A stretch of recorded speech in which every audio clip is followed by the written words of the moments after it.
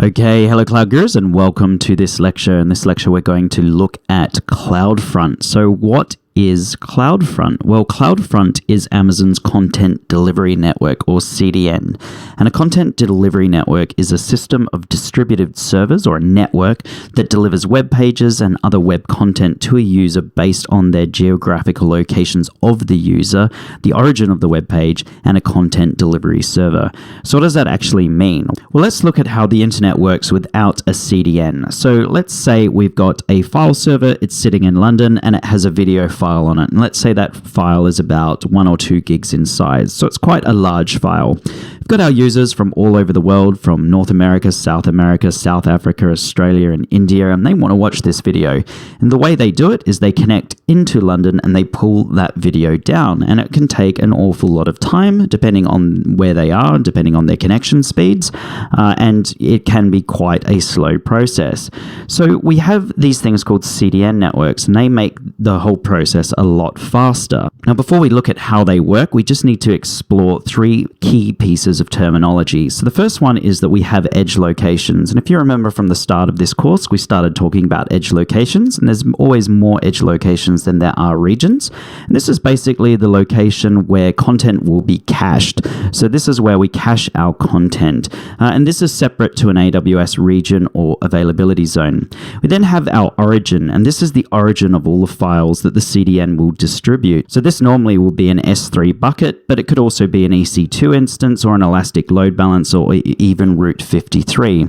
And then we have our distributions, and this is actually the name given to the CDN, which consists of a collection of edge locations. So let's look at how this works from a CDN perspective. So here we are, we've got our origin, which is our S3 bucket, and that's where our files are sitting. So that's where our large video files are of over 1 gig in size. We then have our users spread all over the world. Now, if CloudFront is turned on, this is what happens. Our users will first query the edge location, and they will basically say, hey, do you have a copy of this file? I really want to watch this video, but it's about 1 gig in size. Now, the edge locations, because this is the first user that's ever queried that file, the edge locations will not have a copy. And what they'll do is they'll connect to the origin and they'll download the file to the edge location. And the file is stored at that edge location and is then streamed to the user.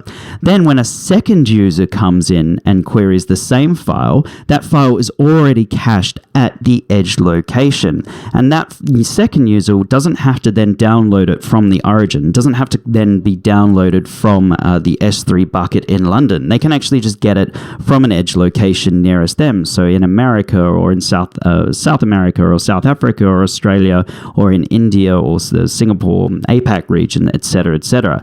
So that's how CloudFront and CDNs work. The first user is always going to get that added latency. You can't get around that. But once the file is cached here at the edge location, all other users after that will be able to access it. And the file is cached for a length of time, and that's specified by a thing called TTL, or time to live. And TTLs are always given in seconds, and usually you would have a TTL of about 48 hours. So basically, the 48 hours after this user has accessed that file is going to be cached here at the edge location for other users to be able to access it. So CloudFront can be used to deliver your entire website, including dynamic, static, streaming, and interactive content using a global network of edge locations.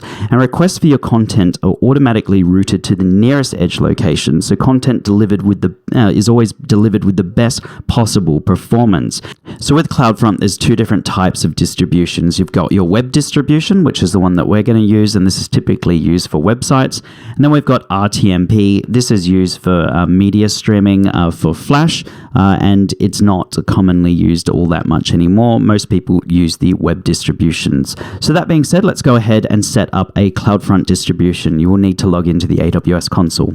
Okay, so here I am in the AWS console. I need to go over to services. Now, you won't find CloudFront under storage. CloudFront is actually a networking tool, so you're going to find it under networking. So if we scroll down, need to find it, network and content delivery, and you can see here CloudFront. So it's a content delivery network. And what we need to do is go ahead and create our first distribution. So like I said in the last slide, we've got two different types of distributions. We've got web and we've got RTMP. RTMP is used for Adobe's Flash Media Server's RTMP protocol, completely beyond the scope of this course. We're just going to do a simple web distribution. In here, we've got our origins domain name, and if we actually click in, you'll be able to see our S3 bucket. So I'm going to use the Ryan and Faye S3 bucket. Our origin path, basically inside our S3 bucket, we can have folders as our origins, but we're going to just use the entire bucket as our origin rather than a folder within our bucket. In here, we can restrict bucket access, so we can say, hey, we only want people to be able to access these files using the CloudFront distribution link. We don't want them to be able to access it using S3. I'm not going to do that. I'm just going to hit no. We're going to basically leave everything as default. In here, you can actually say, hey, I only want them to connect over HTTPS. I don't want them to use HTTP, but I'm just going to leave everything as default. In here, this is where we set our time to live. So this is how long our objects will be cached at our edge locations. I'm going to leave them all as default. And basically, I'm going to leave everything as default and go all the way down and hit create distribution. And so now it's already generated a domain name for our distributions. And distributions can take an awful lot of time to set up. This will probably not, the status won't change for at least half an hour. So what I'm going to do is I'm going to pause the video. I'm going to wait for this distribution to be deployed, and then we'll go ahead and have a look at how we can use it. Okay, so it's been over an hour. This has now changed to deployed, so it has now deployed. In here, I can grab my domain name. You can just move this across, and it's always a random series of letters and numbers, then .cloudfront.net. So I'm going to copy this into my clipboard. In order to resolve the actual files, what I'm going to do is just go back to services. I'm going to go over to S3, and we're going to go find our origin. My origin is, of course, my Ryan and Faye bucket. I'm going to click in here, and I'm going to try and get my Faye Ryan -replay file. So I'm just going to type this into my browser. So here I am in my browser. I'm going to paste in my CloudFront distribution, and then I'm going to just do / and it was called Faye. I'll just double check. It was Faye Ryan -replay, Faye Ryan -replay.jpg. And I'm going to go ahead and hit enter. And that has downloaded fairly quickly. If I do a Command R or a Control F5 if you're using Windows, so we're doing a force refresh, you can see it's loading basically instantaneously. So it has cached this at an edge location nearest me.